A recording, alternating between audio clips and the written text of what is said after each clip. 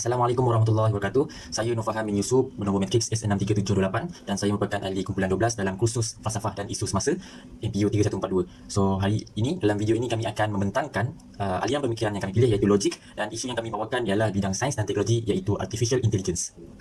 Baiklah, logik berasal daripada perkataan Yunani, bermaksud pemikiran, penyataan dan pengucapan. Selain itu, logik membawa maksud ilmu yang menyelidiki kebenaran pemikiran manusia melalui proses analisis dan kuasa pendalilan. Terdapat 4 kaedah dalam logik ini iaitu induksi, deduksi, abduktif dan heuristik. Terdapat 3 zaman yang mempunyai tokoh-tokoh aliran pemikiran logik. Yang pertama ialah tokoh-tokoh logik pada zaman klasik. Logik zaman klasik ialah pada zaman Greek klasik yang dinamakan logik tulen. Perkataan logos mula diperkenalkan. Antara ciri-cirinya ialah menumpukan pada pembentukan teori. Logik ini juga berkait rapat dengan bidang falsafah dan teologi. Selain itu, logik ini juga digunakan sebagai dalil penghujahan. Antara tokoh-tokohnya ialah Aristotle, Plato dan juga Socrates yang merupakan ahli falsafah pada waktu itu. Seterusnya ialah tokoh-tokoh logik zaman Islam. Ciri-ciri logik zaman Islam ialah digunakan sebagai asas hujah yang boleh digunakan untuk berhujah tentang Al-Quran dan ketuhanan, pembuktian matematik, penulisan sejarah, mengkaji bahasa, kesusasteraan dan kesenian. Antara tokohnya ialah Imam Al-Ghazali dan juga Ibn Sina yang merupakan bapa perubatan. Seterusnya, logik zaman moden. Ciri-cirinya ialah berdasarkan deduksi dan induksi akal, melalui pemerhatian, cerapan serta uji kaji.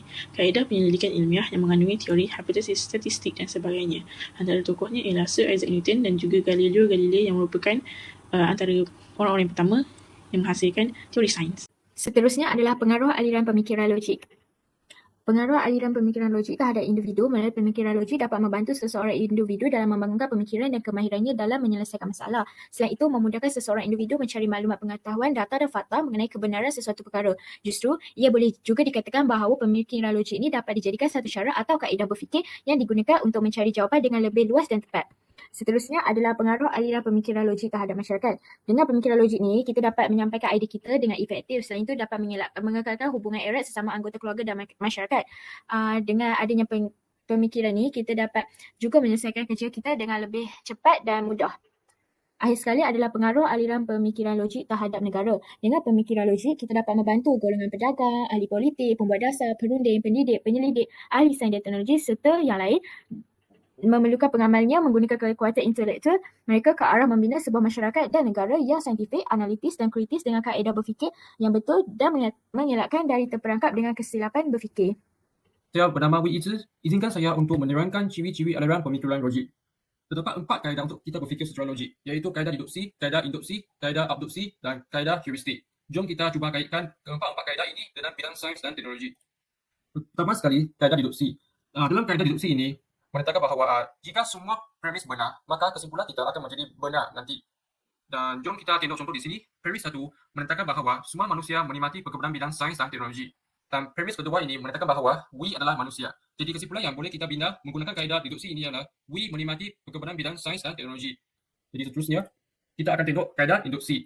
Dalam kaedah induksi ini, kaedah ini sebenarnya tidak mempunyai syarat seketat kaedah deduksi. Dan kaedah ini juga mempunyai elemen ketidakpastian. Kesimpulannya tidak semestinya benar. Jadi jom kita tengok contoh di sini. Premis 1 menetapkan bahawa we adalah manusia. Dan premis kedua menetapkan bahawa we menikmati perkebunan bidang sains dan teknologi. Maka kesimpulan yang boleh kita bina menggunakan kaedah induksi ialah semua manusia menikmati perkebunan bidang sains dan teknologi. Okey, selanjutnya kita akan tengok kaedah abduksi. Kaedah abduksi ini membolehkan kita membuat suatu kesimpulan bagi menjelaskan kenapa sesuatu perkara itu boleh berlaku dengan cara thinking backwards. Jom kita tengok premis di sini menetapkan bahawa semua manusia menikmati perkebunan bidang sains dan teknologi. Kesimpulan yang kita boleh bina menggunakan kaedah abduksi ini adalah perkebunan ini mungkin telah banyak memudahkan urusan kehidupan manusia dan perkebunan ini juga telah meningkatkan kualiti kehidupan dan keselesaan hidup manusia. Akhirnya kita akan tengok kaedah heuristik. Dalam kaedah heuristik ini terdapat 2 bahagian, iaitu trial and error dan lateral thinking. Dan trial and error ini bersifat penerokaan. Okey, jom kita tengok contoh di sini. Thomas Edison telah membuat banyak eksperimen trial and error dalam penghasilan lampu mentol. Jadi kesimpulan yang boleh kita bina menggunakan kaedah trial and error ini ialah Thomas Edison telah akhirnya berjaya meneroka bahawa bahan yang mempunyai rintangan yang kuat boleh dijadikan filament dalam lampu mentol bagi tujuan menerangkan penggunaan tenaga elektrik yang terlalu banyak. Jadi bahagian lateral thinking ini, kita boleh cuba menubah cara pemikiran kita. Kita boleh cuba menubah pendekatan kita. Okey. Jom kita tengok contoh di sini. Semua lampu mentol yang dihasilkan oleh Thomas Edison dalam eksperimen tidak bertahan lama dan akan terbakar selepas lampu mentol menyala beberapa jam kerana filament yang dipilih mempunyai tingkat lebur yang rendah. Maka kesimpulan yang boleh kita buat di sini adalah Thomas Edison sepatutnya memilih bahan yang mempunyai rintangan yang kuat dan takat lebur yang tinggi seperti tungsten untuk dijadikan filamen lampu mentor agar ia tidak mudah terbakar dan dapat bertahan lama. Sekarang kita akan membincangkan kebaikan AI dalam kehidupan kita. Ia melibatkan beberapa bidang. Bidang pertama ialah bidang teknologi, seperti GPS. GPS membantu kita untuk mencari jalan supaya kita tidak tersesat. Contoh lain ialah robot pembersihan. Seperti robot pembersihan lantai, boleh meringankan beban kita.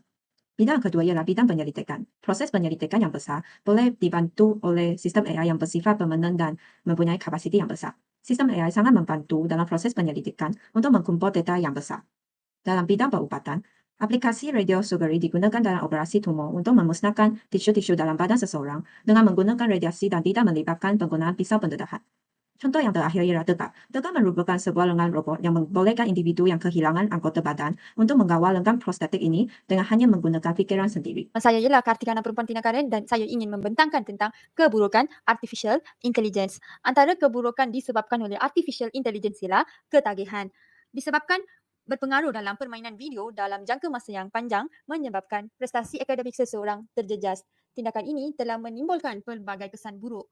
Terutamanya, mereka menjadi antisosial kerana tidak berminat untuk melibatkan diri dalam aktiviti kekeluargaan dan juga kemasyarakatan. Selain itu, kadar jenayah turut meningkat. Peluang pekerjaan yang kurang disebabkan tenaga manusia digantikan oleh artificial intelligence, terutamanya dalam bidang perindustrian. Peluang pekerjaan yang kurang menyebabkan kehilangan pendapatan. Hal ini menyebabkan seseorang berasa tertekan dan mendorong mangsa untuk mencari jalan lain seperti mencuri bagi mendapatkan duit. Tambahan pula, kesihatan manusia juga merupakan salah satu keburukan disebabkan oleh artificial intelligence. Seseorang menjadi kurang aktif kerana menggunakan telefon pintar sepenuh masa mahupun untuk mengawal peralatan elektrik seperti kipas dan pendingin hawa. Masalah obesiti turut meningkat kerana seseorang melakukan sesuatu tanpa melibatkan sebarang pergerakan. Akhir sekali, pencerobohan maklumat juga merupakan salah satu kesan buruk disebabkan oleh artificial intelligence. Privasi seseorang terjejas disebabkan video-video privasi seseorang dimuanai dalam media sosial oleh pengguna. Maklumat peribadi seperti nombor akaun bank mudah diperoleh oleh orang lain. Hal ini membuka ruang kepada pengguna untuk mencari duit daripada akaun bank orang lain. Kes penyulitan turut meningkat disebabkan oleh aktiviti diri kita sendiri yang memuanai segala aktiviti harian kita dalam media sosial. Ini telah membuktikan bahawa artificial intelligence telah mengancam keselamatan diri kita sendiri. Golongan yang berfikiran logik ini dapat menyokong AI sebab mereka boleh memahami lebih teliti kegunaan AI, cara dia berfungsi dan cara saintis mencipta AI ini. Mereka juga mampu membentuk kesimpulan dan membuat penghujatan melalui kaedah deduksi, induksi, abduksi dari heuristik. Sekarang kita tengok deduksi. Deduksi ialah dapat membuat kesimpulan yang benar. Mereka dapat membentuk premis.